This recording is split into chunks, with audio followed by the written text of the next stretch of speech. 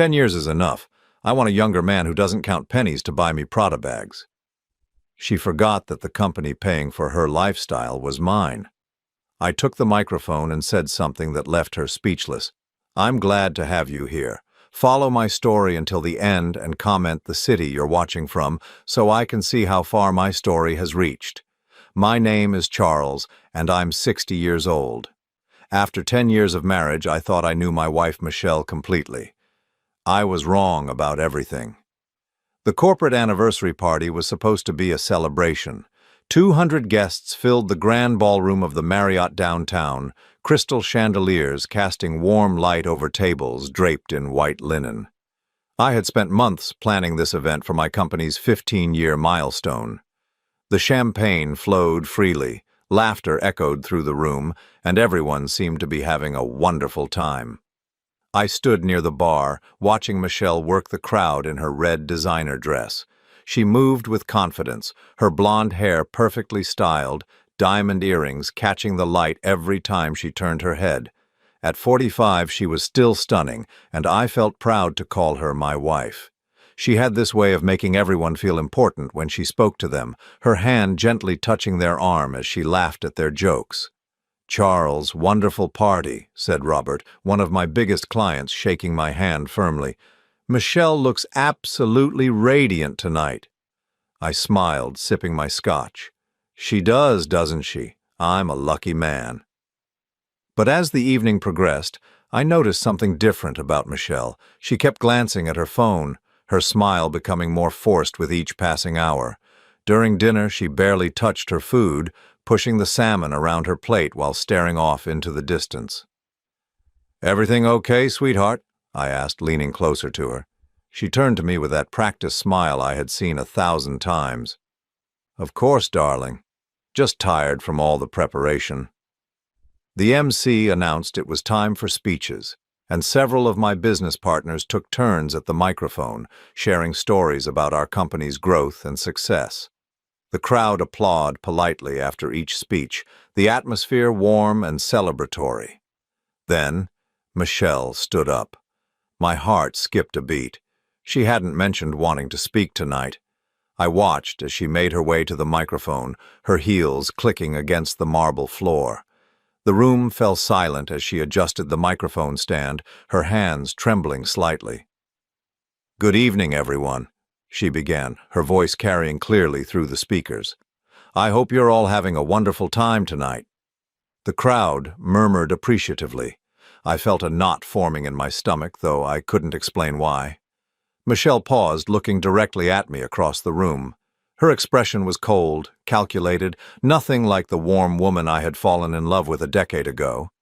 "You know, I've been thinking a lot lately about life, about what we want versus what we settle for," she continued, her voice growing stronger, "about the difference between surviving and truly living." The guests shifted uncomfortably in their seats. I could feel people glancing between Michelle and me, sensing something was terribly wrong. "Charles has been a good provider," she said, gesturing in my direction, "but after 10 years of marriage, I've realized something important. 10 years is enough." My blood ran cold. The room was dead silent now, forks suspended halfway to mouths, wine glasses frozen in mid-air. "I want more than just security," Michelle continued, her voice gaining momentum. "I want passion, I want excitement, I want a younger man who doesn't count pennies when I ask for a Prada bag or hesitate before booking a trip to Paris." Gasps rippled through the crowd. I felt my face burning with humiliation as 200 pairs of eyes turned toward me. My hands clenched into fists at my sides, my wedding ring suddenly feeling unbearably tight. "So tonight, in front of all of you, I'm announcing that I want a divorce," Michelle declared, her chin lifted defiantly. "I deserve someone who can give me the life I truly want, not someone who makes me feel guilty for wanting beautiful things." The silence that followed was deafening. I could hear my own heartbeat pounding in my ears, could feel the weight of every stare in the room. My business partners looked horrified. My employees sat frozen in shock. This was supposed to be a celebration of everything I had built, and my own wife had just destroyed it all. But then something clicked inside me. A calm, cold clarity washed over me as I realized what I had to do. I stood up slowly, buttoning my suit jacket as I walked toward the microphone. Michelle stepped aside, a satisfied smirk playing at the corners of her mouth. She thought she had won, thought she had humiliated me completely. She had no idea what was coming. I adjusted the microphone and looked out at the crowd of faces staring back at me. These were my employees, my clients, my friends. They had just witnessed my wife publicly destroy our marriage, and they were waiting to see how I would respond. "Thank you, Michelle," I said calmly into the microphone, my voice steady despite the storm raging inside me. That was quite a speech. I turned slightly to look at her, noting how her confident expression had shifted to something more uncertain. "You mentioned wanting a man who can afford Prada bags without counting pennies," I continued, my voice carrying clearly through the silent ballroom. "Someone who won't hesitate to book trips to Paris. Someone who can give you the life you truly want." Michelle nodded, her chin still raised in defiance. I smiled then, but it wasn't a warm smile.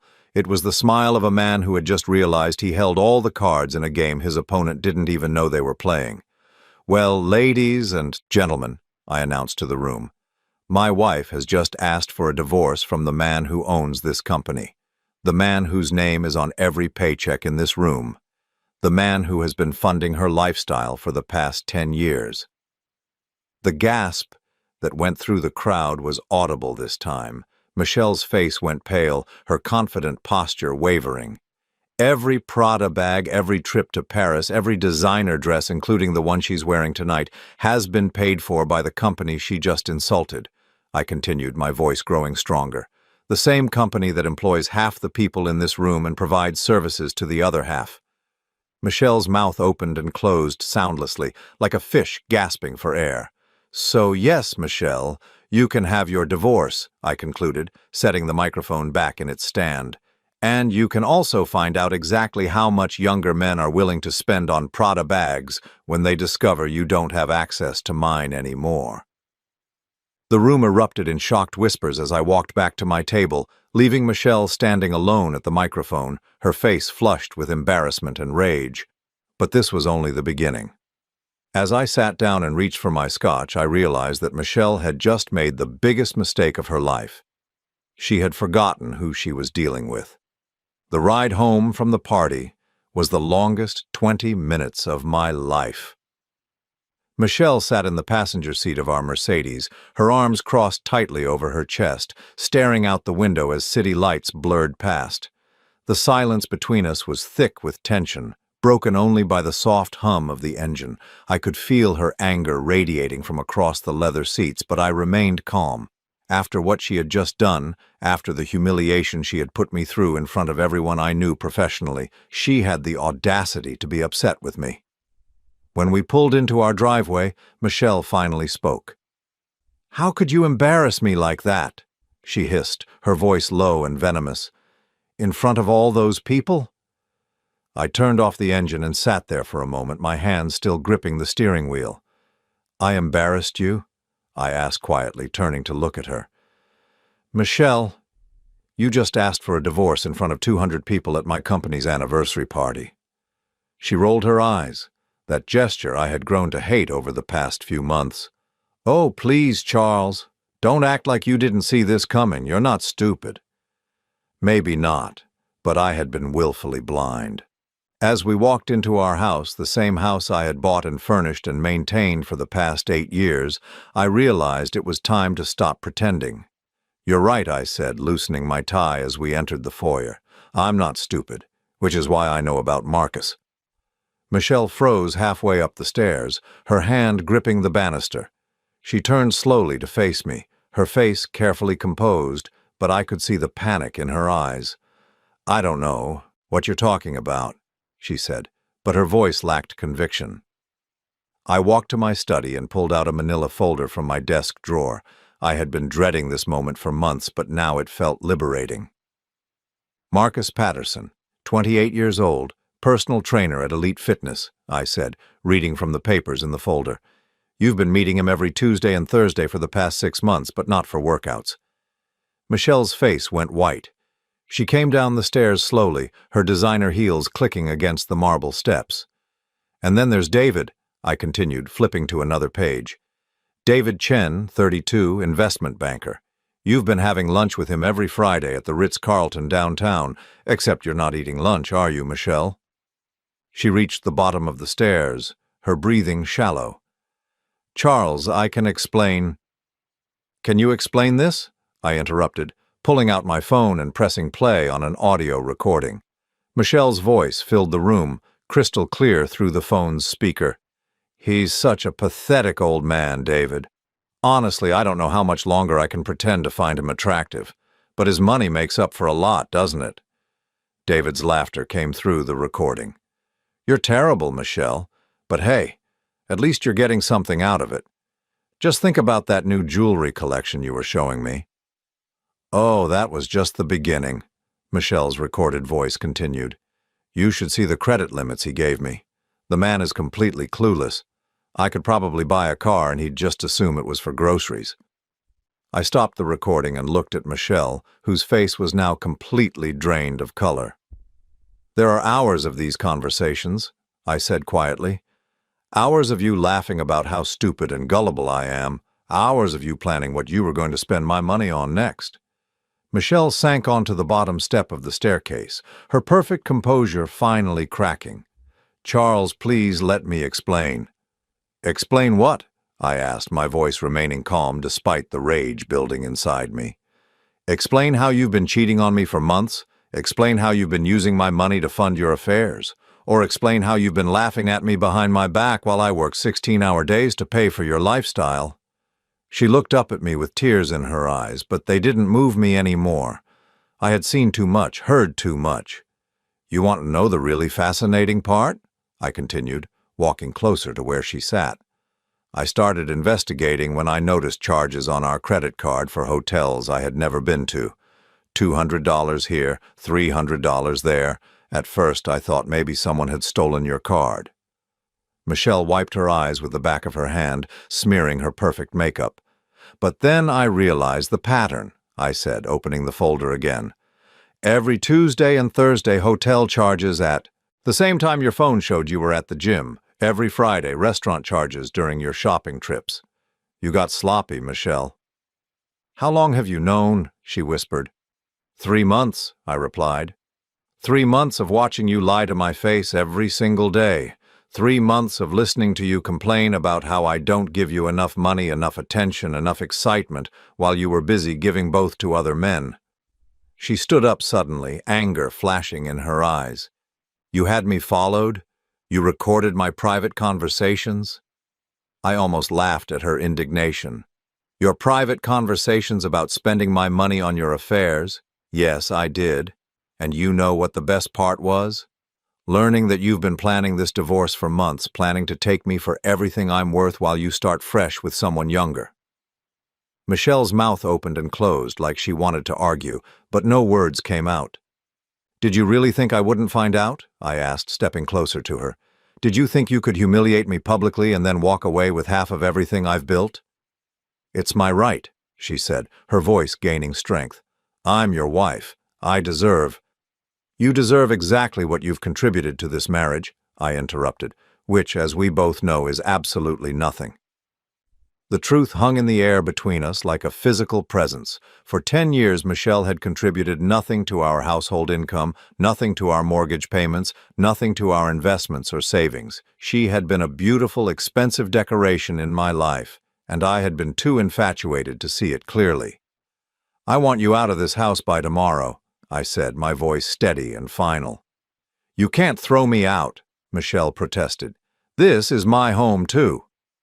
I pulled out another document from the folder, this one bearing official letterhead. "Actually, I can. This house is in my name only, purchased before we were married. According to the prenuptial agreement you signed, you have no claim to it." Michelle stared at the document, her face cycling through confusion, disbelief, and finally, fear.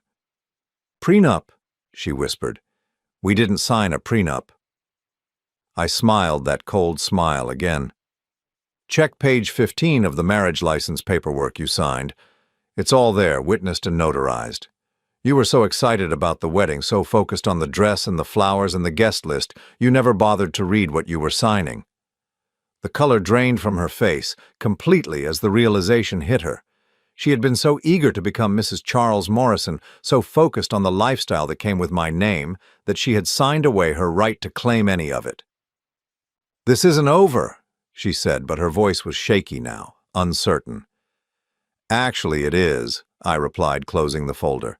"Your credit cards will be canceled in the morning. Your access to our joint accounts has already been revoked. And Michelle?"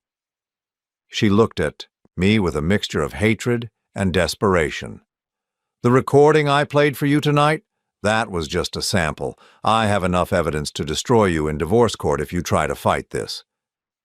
As I watched my wife of 10 years realize that her comfortable life was about to disappear overnight, I felt something I hadn't experienced in months: complete control. For the first time since I had discovered her betrayal, I was the one holding all the cards. But this was still just the beginning of what Michelle was about to lose. The next morning, I woke up alone for the first time in 10 years. Michelle had packed 3 suitcases during the night and left without saying goodbye.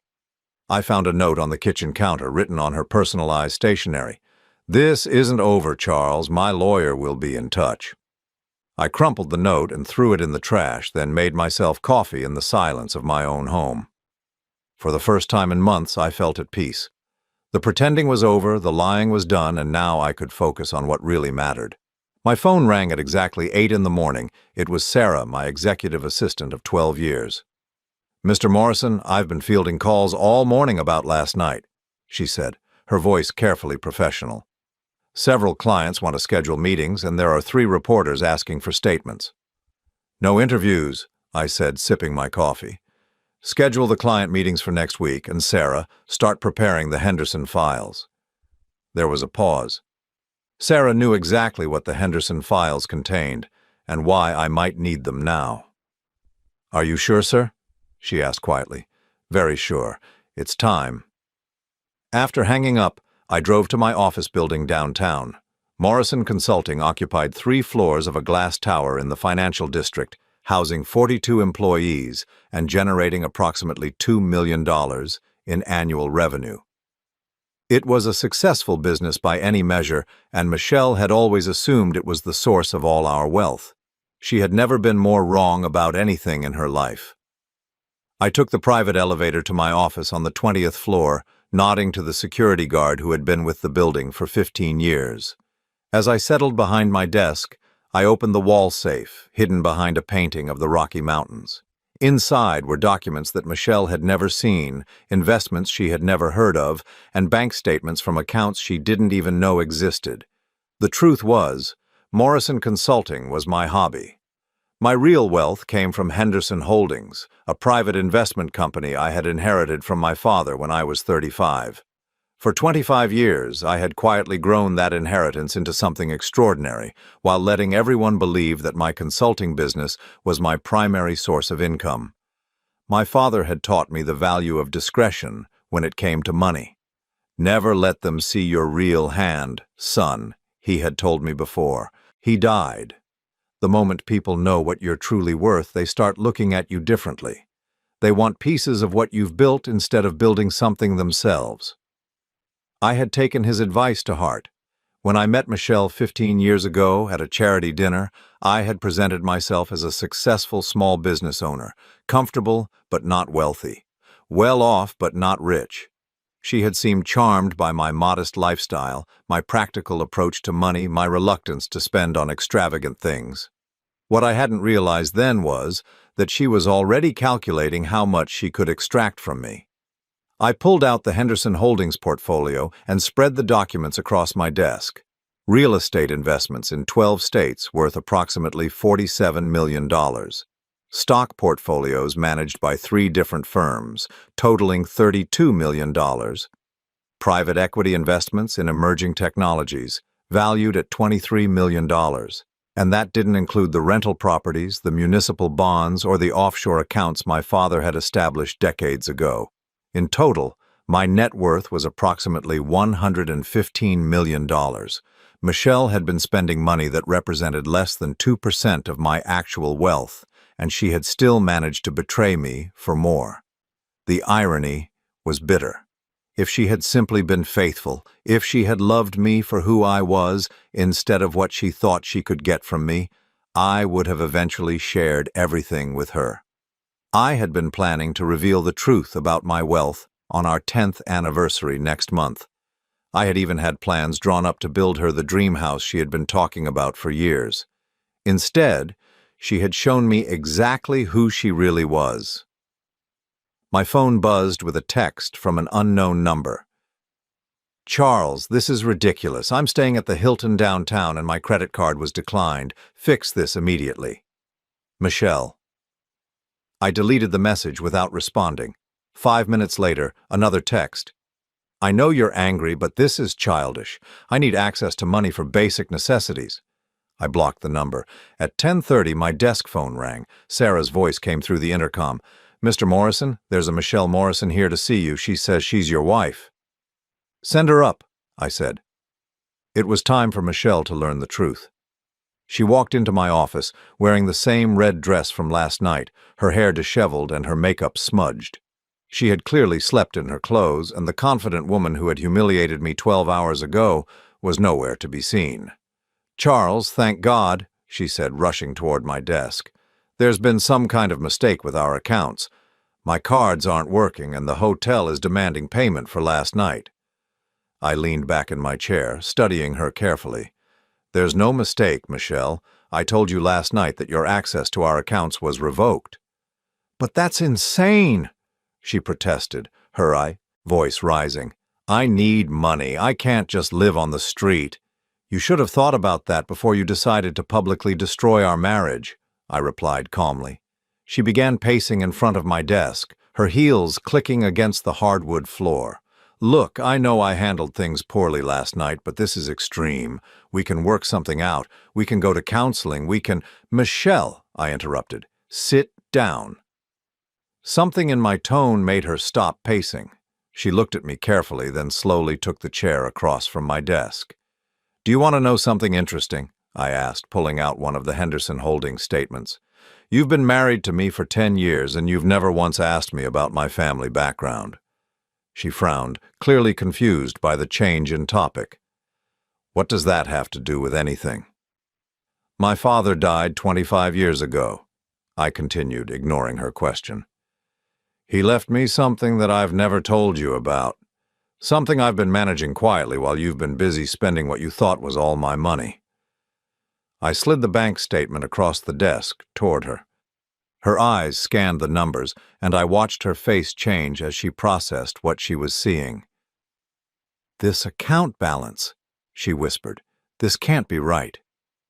"Henderson Holdings," I said. "My father's investment company, which I've been running since his death. That statement shows the balance from just one of 7 accounts." Michelle's hands trembled as she picked up the paper. $38 million, she read aloud, her voice barely audible. "That's just liquid assets," I said, pulling out more documents. "There are also real estate holdings, stock portfolios, private investments, and trust funds that won't mature for another decade." I watched as the full scope of what she was learning hit her. Her face went through a series of expressions: confusion, disbelief, realization, and finally devastation. "You mean all this time," she said slowly. "When I was asking you to spend more money, when I was complaining about your budget consciousness, you actually had—" "More money than you could spend in 10 lifetimes?" I finished. "Yes." She stared at the documents spread across my desk, her breathing becoming rapid and shallow. "But why didn't you tell me? Why did you let me think we were just comfortable?" I leaned forward, my voice cold. "Because I wanted to know who you really were, Michelle. I wanted to know if you loved me for me, or if you loved me for what I could give you." The silence stretched between us as she processed this information. Finally, she looked up at me with desperate eyes. "Charles, if I had known, everything would have been different. I would never have—" "You would never have what?" I asked.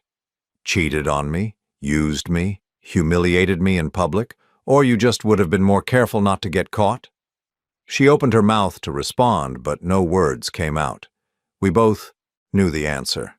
"Here's the thing, Michelle," I said, gathering the documents back into a neat pile. "You just divorced one of the wealthiest men in the state because you thought he wasn't wealthy enough for you." The irony of it hit her like a physical blow. I could see the moment she realized what she had lost, what she had thrown away for the attention of men who wouldn't be able to afford her morning coffee. "Charles, please," she whispered. "We can fix this. We can start over. I made a mistake, but—" "No," I said firmly. "You made a choice. You chose to betray our marriage for men who have nothing compared to what you already had access to. You chose to humiliate me in front of everyone I work with, and most importantly, you chose to do all of this while spending money that you now know represented pocket change in my real financial picture." I stood up and walked around my desk to where she sat, frozen in shock. "The prenup you signed covers all my assets, Michelle, all of them, including the ones you didn't know about." She looked up at me with tears streaming down her face, and for a moment I almost felt sorry for her. Almost. "Get out of my office," I said quietly, "and don't come back." As I watched my ex-wife walk out of my office for the last time, clutching the bank statement that showed her just how much she had lost, I felt something unexpected. Relief. For the first time in 10 years, I was free to be exactly who I really was. Over the next 2 weeks, I watched Michelle's world unravel from the comfortable distance of my office. My private investigator, a former police detective named Robert Kane, provided daily updates on her increasingly desperate situation. "She's been calling everyone in your social circle," Robert reported during our Tuesday morning meeting. "The Hendersons, the Williamses, even tried reaching out to your old college friends. She's looking for someone to take her in." I wasn't surprised. Michelle had spent 10 years cultivating relationships with people based entirely on the assumption that she was married to a modestly wealthy man. Now that word was spreading about our divorce, and more importantly, about how she had initiated it. Those same people were distancing themselves. "What about her boyfriends?" I asked, though I suspected I already knew the answer. Robert smiled grimly. "Marcus, the personal trainer, stopped returning her calls the day after your anniversary party. David, the investment banker, was more direct. He told her he wasn't interested in dating unemployed women." The bitter irony of it was almost amusing. Michelle had betrayed our marriage for men who disappeared the moment her financial situation became uncertain. She had traded a lifetime of security for a few months of excitement with men who wouldn't even pay for her hotel room. But I wasn't finished yet. The first phase of my plan had been to cut off her access to money immediately. That had been accomplished the night of the party when I froze our joint accounts and canceled her credit cards. The second phase was more subtle but far more devastating. I picked up my phone and called James Whitfield, my accountant for the past 15 years. "James, it's time to implement the Morrison Trust restructuring we discussed," I said when he answered. "Are you certain about this, Charles?" James asked. "Once we do this, there's no going back." "I'm certain." What Michelle didn't know was that even Morrison Consulting, the business she thought represented my entire wealth, wasn't actually owned by me personally. Everything was structured through a complex series of trusts and holding companies that my father had established decades ago. This structure protected assets from lawsuits, divorce proceedings, and creditors, but it also meant that I could transfer ownership of everything away from myself, if necessary. Within 3 days, Charles Morrison, the individual, owned almost nothing. Charles Morrison, the beneficiary of the Morrison Family Trust, however, controlled everything. Michelle's lawyers would spend months trying to find assets to claim, only to discover that there was nothing in my personal name to take. The third phase of my plan was the most satisfying. I had always been a private person, but Michelle's public humiliation of me had made discretion impossible. If she wanted to make our personal business public, then the public deserved to know the whole truth. I called Patricia Chen, a journalist I had known since college who now wrote for the city's largest newspaper. Patricia specialized in business profiles and had been asking to interview me for years about my company's success.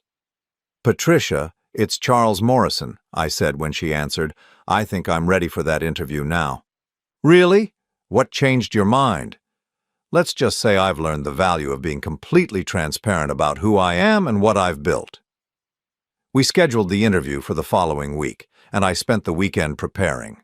For the first time in 25 years, I was going to tell the complete truth about my wealth, my investments, and the empire I had inherited and grown in silence.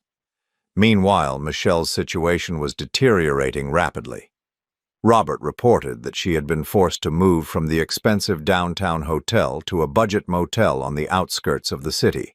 Her attempts to find employment were unsuccessful, largely because she had no work experience and no marketable skills. She applied for a receptionist position at a dental office, Robert told me during our Friday update. They offered her $12 an hour.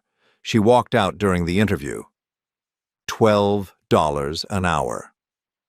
For a woman who had been spending $3,000 a month on clothing and beauty treatments, the reality of actual work was apparently unthinkable. But the most telling update came on Thursday afternoon. "She's been calling Marcus and David repeatedly," Robert said. "Marcus finally answered yesterday and told her to stop contacting him or he'd file a restraining order. David has blocked her number entirely." I set down my coffee and leaned back in my chair. "What about her family?" "Her sister in Phoenix said she could visit for a week but couldn't offer permanent housing. Her parents live in that retirement community in Florida, and apparently her mother told her they don't have space for long-term guests." Michelle was learning what I had always known but had been too generous to acknowledge. She had no real relationships, no genuine connections, no one who valued her for anything other than what she could provide or what status she represented. Her entire social circle had been built around her position as my wife, and without that position, she was nothing to them. On Wednesday, exactly 2 weeks after our divorce was finalized, Michelle showed up at my office building again. Security called up to inform me she was in the lobby, demanding to see me. "Send her up," I said. I was curious to see how far she had fallen. When Michelle walked into my office, I barely recognized her. Gone was the perfectly styled hair, the designer clothing, the confident posture that had defined her for as long as I had known her. Instead, she wore jeans and a wrinkled sweater, her hair pulled back in a messy ponytail, her face bare of makeup and showing every one of her 45 years. "Charles," she said, her voice hoarse, "we need to talk." "About what?" I asked, not offering her a chair. "About us, about this mistake I made." She moved closer to my desk, her hands clasped together as if she were praying. "I know you're angry, and you have every right to be. But we loved each other once. We can find our way back to that." I studied her carefully. The desperation in her voice was new, but it wasn't genuine remorse. It was fear, fear of a life without the safety net she had taken for granted. "Did we love each other?" I asked quietly. "Or did you love my money while I loved an illusion?" "That's not fair," she protested, but her voice lacked conviction. "Yes, I made mistakes. Yes, I handled things terribly, but underneath all of that, there was something real between us." I opened my desk drawer and pulled out a manila folder, different from the one containing her affair evidence. This one contained something much more damaging. "I had Robert do some additional investigating after you moved out," I said, opening the folder. "Do you want to know what he found?" Michelle's face paled, but she didn't respond. "He found the emails you sent to your sister 3 years ago," I continued, reading from the printout. "The ones where you described me as boring but loaded, and talked about how you were playing the long game until you could figure out how to maximize your divorce settlement." Michelle's mouth opened, but no sound came out. "He also found the conversations you had with your friend, Jennifer, about finding a divorce attorney who specialized in bleeding rich husbands dry." "That was 6 months ago, Michelle. 6 months before you started your affairs." I set the papers down and looked at her directly. "You didn't make a mistake. You executed a plan. The only mistake was getting caught before you could finish what you started." She slumped into the chair across from my desk. her composure finally breaking completely. "Charles, please." "I have nothing. Nowhere to go, no money, no job prospects. I'm 45 years old and I've never worked a real job in my life." "That's not my problem anymore," I said simply. "You can't just leave me with nothing," she said, her desperation turning to anger. "I was your wife for 10 years. I contributed to your life, to your success." I laughed, but there was no humor in it. "What exactly did you contribute, Michelle? You didn't work, you didn't clean, you didn't cook, you didn't manage our finances or social calendar or anything else that might be considered a contribution to our marriage. You spent money and looked beautiful at parties. That was the extent of your contribution." The truth of it hung in the air between us. Michelle had been what my grandfather would have called a decoration, beautiful to look at, expensive to maintain, but ultimately serving no practical purpose. "I'm not going to let you destroy me," she said, her voice rising. "I'll fight you in court. I'll tell everyone about how you hid your money, how you lied to me about what you were worth." "Go ahead," I said calmly. "Tell everyone how you divorced a man worth over $100 million because you didn't think he spent enough money on you. Tell everyone how you cheated on him with unemployed men because you wanted more excitement.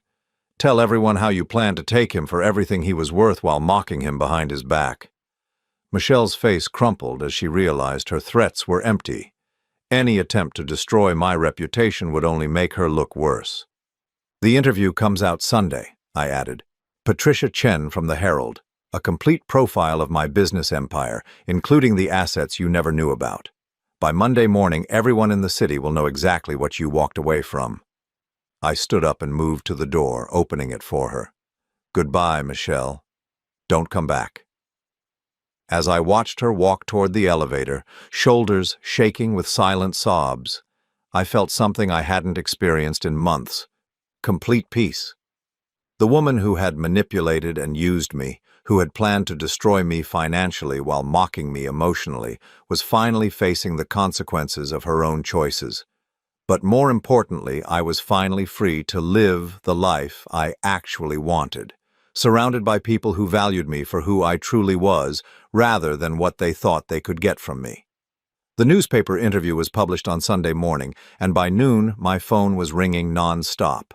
Patricia Chen had done exactly what I had hoped she would do. She had told the complete truth about my financial empire while subtly revealing the circumstances of my recent divorce. The headline read, "The Silent Billionaire: How Charles Morrison Built a Fortune While Flying Under the Radar." The article detailed my inheritance from my father, the growth of Henderson Holdings, and my decision to live modestly while quietly accumulating wealth. Most damaging to Michelle's reputation, however, was Patricia's description of how my marriage had ended. Morrison's recent divorce came after his wife publicly announced at a company party that she wanted to leave him for someone who could afford a more luxurious lifestyle, Patricia had written. What she apparently didn't know was that her husband's actual net worth exceeded $100 million, making her declaration one of the most expensive mistakes in recent history. I was reading the article for the third time when Robert Kane called with an update that both amused and disgusted me. "She's been calling the newspaper all morning," he reported, demanding they print a retraction, claiming the article is full of lies. Patricia Chen told her that everything was verified through public records and interviews with financial institutions. "What about her living situation?" I asked, though I suspected I knew the answer. "She was evicted from the budget motel yesterday for non-payment. She's been staying in her car in a Walmart parking lot." Michelle Morrison, who 6 months ago had been complaining that I wasn't buying her expensive enough jewelry, was now homeless. The irony would have been funny if it weren't so pathetic. But the real earthquake came on Monday morning. I arrived at my office to find Sarah waiting with a stack of messages and a concerned expression. "Mr. Morrison, we've received calls from 17 different attorneys since the article was published," she said, setting the messages on my desk. "They're all representing women who want to speak with you about their own divorce situations." I raised an eyebrow. "What kind of calls?" "Women whose husbands left them after 20 or 30 years of marriage," Sarah explained. "They read about your situation and want legal advice about hidden assets. Apparently, your story has inspired quite a few wives to start investigating their own husbands' finances. The unintended consequence of my public revelation was that other women were now questioning whether their own spouses had been hiding wealth from them. My revenge against Michelle had accidentally started a minor revolution among suspicious wives across the city. But the more significant development came at 10:30, when Sarah announced that Marcus Patterson was in the lobby asking to see me. Michelle's former lover, the personal trainer who had disappeared the moment her money was cut off, apparently wanted to have a conversation. "Send him up," I said, was curious about what the young man could possibly want to discuss. Marcus was everything I had expected. Tall, muscular, artificially tanned, and wearing clothes that cost more than most people made in a week. He walked into my office with the kind of confidence that comes from a life of easy victories and minimal consequences. "Mr. Morrison," he said, extending his hand, "thank you for seeing me." I didn't shake his hand. "What do you want, Marcus?" He shifted uncomfortably, apparently not used to such direct treatment. "I wanted to apologize for my involvement with your wife. I had no idea she was married when we first met." I leaned back in my chair, studying him. "That's interesting, because my investigator has recordings of conversations where she specifically mentioned being married. She told you I was a tight-fisted small business owner who never bought her nice things." Marcus's confident facade cracked slightly.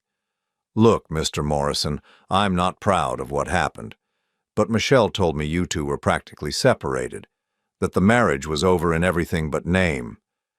"And you believed that?" I asked, "or did you just not care because you thought you were getting access to easy money through her?" The truth was written all over his face. Marcus hadn't seduced Michelle. Michelle had seduced him with promises of what my money could buy. He had been just as much a user as she was, just less successful at it. "Here's what I think happened," I said, standing up and walking around my desk. "I think Michelle convinced you that I was moderately wealthy and completely oblivious. I think she promised you that once she divorced me, she'd have enough money to support both of you in the lifestyle you wanted." Marcus said nothing, but his silence was confirmation enough. "I think you encouraged her affair because you thought it would lead to a profitable divorce settlement that you could share," I continued. "What you didn't realize was that you were helping her destroy the only source of real wealth either of you would ever have access to." I walked back to my desk and opened the folder containing the financial statements I had shown Michelle. "Do you know what she could have had if she had simply been faithful?" I asked, showing him the Henderson Holdings portfolio.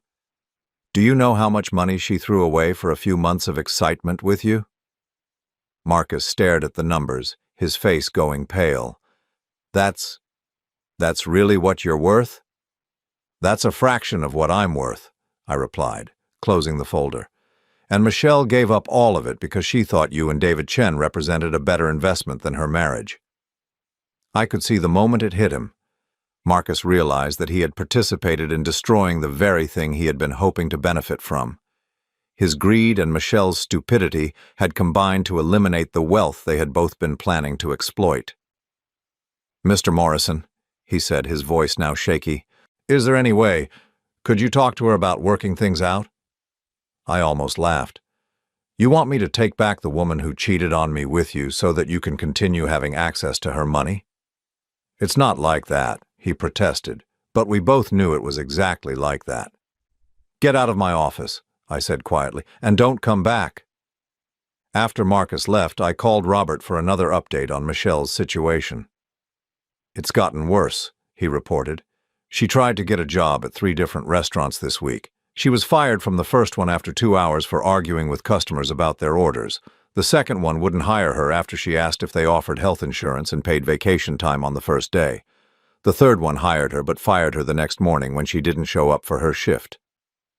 Michelle had never worked a service job in her life, and at 45, she was discovering that the working world had no patience for someone with her attitude and complete lack of practical skills. "She's also been trying to reconnect with her old social circle," Robert continued. The women she used to have lunch with, the couples you two socialized with, none of them will take her calls. I wasn't surprised. Michelle had spent years cultivating relationships based entirely on her status as my wife.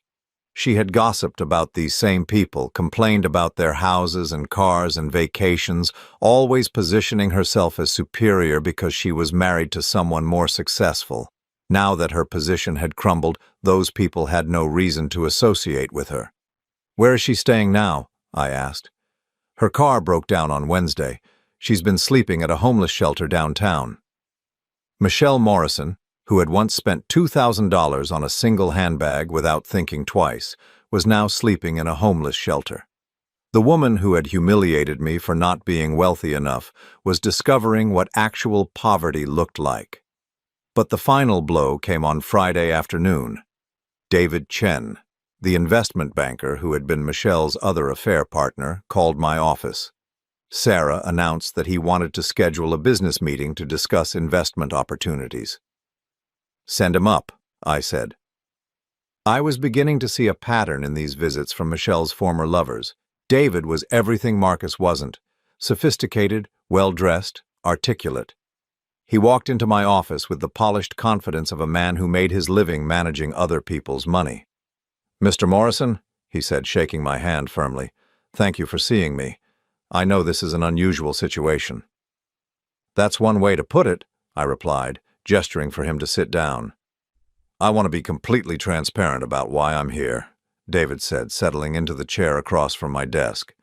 "I made a serious error in judgment regarding your wife, and I want to make amends." I raised an eyebrow. "Amends?" "I've read the newspaper article about your financial portfolio," he said. "I'm impressed by the diversification and the growth you've achieved. I'd like to discuss the possibility of Henderson Holdings working with my firm." I stared at him for a long moment. "You want to manage my money?" "I believe my firm could help you optimize your returns," David said smoothly. "We specialize in high-net-worth clients, and based on what I've learned about your holdings, I think we could add significant value." The audacity was breathtaking. David Chen was sitting in my office, asking to manage the very money he had been hoping to access through his affair with my wife. When that plan had failed, he had simply decided to approach me directly. "Tell me, David," I said, leaning back in my chair. "When you were having your lunches with Michelle at the Ritz-Carlton, did you ever discuss my investment portfolio?" David's polished demeanor slipped slightly. "Michelle mentioned that you were conservative with your spending, but—" "Did she show you financial statements?" I interrupted. "Did you help her calculate what she might be able to claim in a divorce?" The silence stretched between us. David's inability to answer was answer enough. "Here's what I think happened," I said, my voice cold. "I think Michelle recruited you specifically because you're an investment banker. I think she showed you what she thought were my complete financial statements, and you helped her plan the optimal strategy for maximizing her divorce settlement." David's face was flushed now, his professional composure cracking under the weight of the truth. "When the affair became profitable enough, she planned to leave me and split the settlement with you," I continued. "The only problem was that the financial statement she showed you represented about 2% of my actual wealth." I opened my desk drawer and pulled out the folder containing the recorded conversations between Michelle and David. I had been saving this evidence for exactly this moment. "I have 12 hours of recordings where you two discuss the best way to extract money from me," I said, setting the folder on my desk, "including conversations where you advised her to wait until after our 10-year anniversary to file for divorce because it would maximize her alimony claim." David was visibly sweating now. "Mr. Morrison, I can explain." "No explanation necessary," I said, standing up. "You've confirmed everything I needed to know. You and Michelle weren't having an affair because you found each other irresistible. You were business partners planning to defraud me." I walked to my office door and opened it. "Get out. And if you ever contact me or my companies again, I'll make sure every financial institution in the city knows exactly what kind of business practices you engage in." As I watched David Chen hurry toward the elevator, I realized that Michelle's plan had been even more calculated and cruel than I had originally understood. She hadn't just been cheating on me. She had been building a team of conspirators to help her destroy me financially. But their plan had backfired spectacularly. Instead of making them wealthy, Michelle's greed had left her homeless and friendless, while her co-conspirators were reduced to begging me for the very opportunities they had tried to steal. For the first time since this nightmare had started, I felt genuinely at peace. Justice wasn't something I had sought. It was something that had emerged naturally from their own choices and consequences. 6 months after Michelle's public humiliation at our anniversary party, I stood on the deck of my mountain cabin, watching the sunrise paint the Colorado Rockies in shades of gold and pink. The property was one of my father's investments that Michelle had never known about. 300 acres of pristine wilderness, with a hand-built log home that had been my refuge during the darkest days of my marriage's collapse.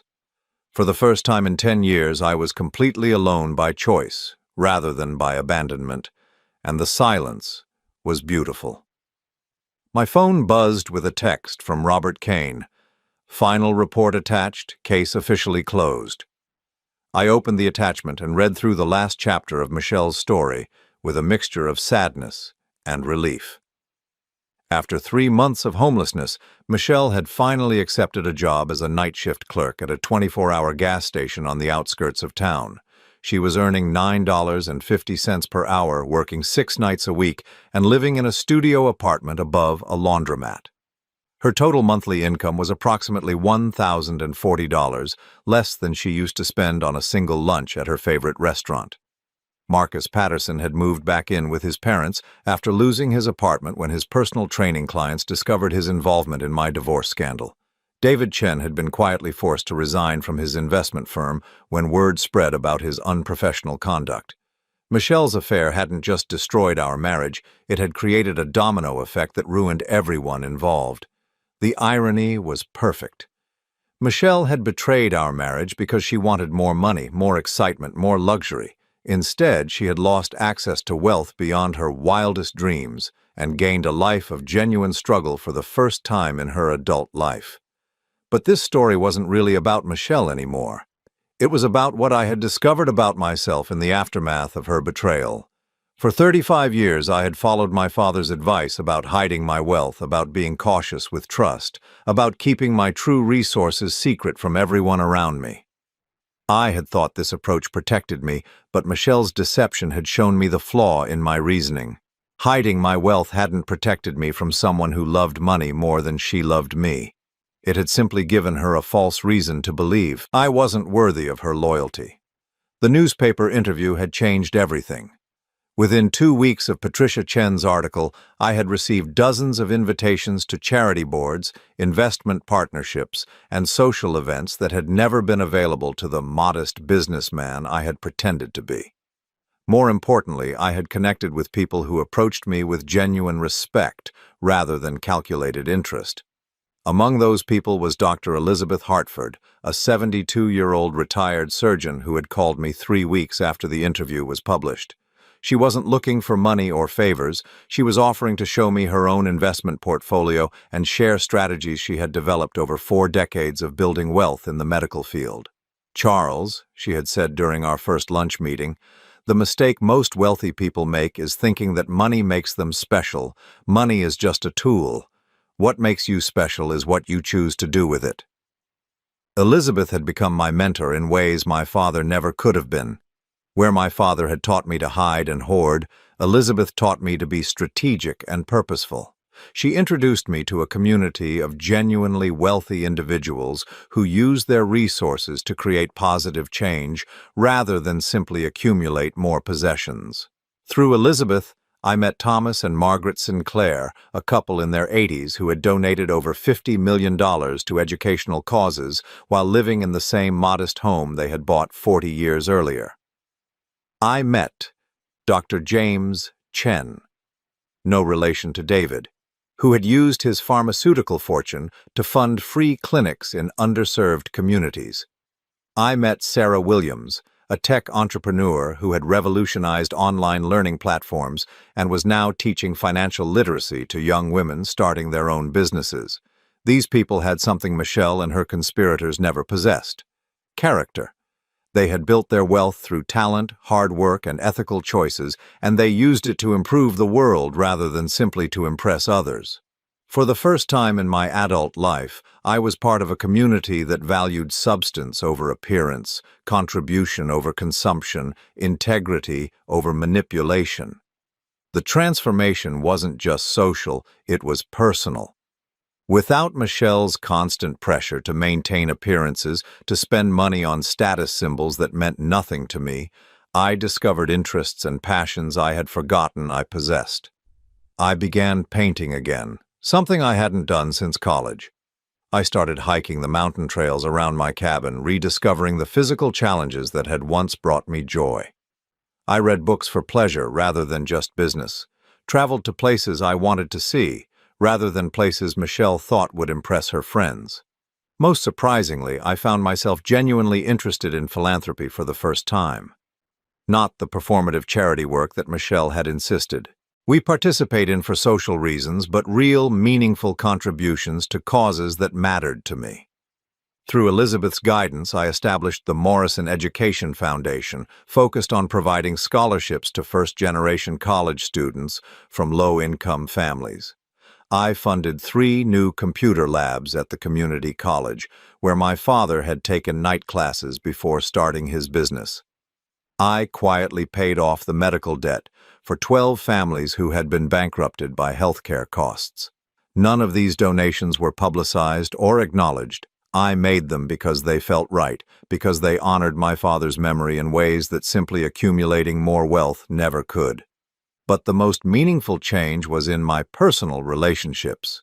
Free from the performance and pretense that had defined my marriage, I was able to form genuine friendships based on mutual respect and shared interests. 6 months after the divorce, I met Anna Prescott at a charity auction for the local children's hospital. She was a 62-year-old widow who had spent her career as a high school English teacher and was now volunteering with literacy programs for adult learners. We started talking about books and discovered we both loved historical fiction and biographies. Anna knew exactly who I was. The newspaper interview had made my financial situation public knowledge, but she treated me exactly the same way she treated everyone else. When I offered to donate money to her literacy program, she insisted on showing me detailed budgets and impact reports. When I suggested an expensive restaurant for our second dinner, she recommended a small Italian place run by one of her former students. "Charles," she said one evening as we walked through the park near her apartment, "you're a good man who happened to marry a bad woman. Don't let her choices define how you see yourself or how you trust others." Anna was right. Michelle's betrayal had been about Michelle's character, not about mine. Her inability to value what we had together was her failing, not evidence that I was unworthy of genuine love. As the months passed, I realized that Michelle had actually done me the greatest favor of my life by asking for that divorce. She had forced me to stop hiding who I really was, to stop accepting relationships based on pretense and performance, to stop settling for a life that felt empty despite being financially successful. The final piece of closure came on a Tuesday morning in November, almost exactly 1 year after our anniversary party. Sarah handed me an envelope that had arrived by regular mail, my name written in Michelle's familiar handwriting. Inside was a single page, handwritten on cheap notebook paper. "Charles, I know I have no right to contact you, and I don't expect you to respond to this letter. I just wanted you to know that I understand now what I threw away. Not just the money, though I think about that every day when I'm working. My third job and wondering how I'll pay rent. I threw away a man who loved me unconditionally and would have given me anything if I had simply been grateful for what I already had. I'm not asking for forgiveness or a second chance. I just wanted you to know that I realize I made the biggest mistake of my life. I hope you find the happiness I was too selfish to appreciate. Michelle." I read the letter twice, then walked to the fireplace in my office and dropped it into the flames. Watching it burn, I felt the last weight of our failed marriage lift from my shoulders. That evening, I called Anna and asked if she'd like to come to my mountain cabin for the weekend. Not because I wanted to impress her with my property, but because I wanted to share the sunrise with someone who would appreciate its beauty for its own sake. "I'd love to," she said simply. "Should I bring anything?" "Just yourself," I replied, and for the first time in years I meant exactly what I said. As I hung up the phone and looked around my office, the same office where Michelle had once demanded I give her access to money she had never earned, where Marcus and David had tried to convince me to reward them for betraying me, I realized that my father's advice about discretion had been half right. The key wasn't hiding who you were. It was being selective about who you revealed yourself to. It wasn't about protecting your money from everyone. It was about sharing your life only with people who valued you for reasons that went beyond your bank account. I had learned to recognize the difference between people who wanted something from me and people who simply wanted to know me. It had taken Michelle's spectacular betrayal to teach me that lesson, but it was a lesson worth learning. At 60 years old, I was finally free to be exactly who I was, with exactly the people who deserved to know the real Charles Morrison. And for the first time since my father died, I was genuinely happy with the life I had built.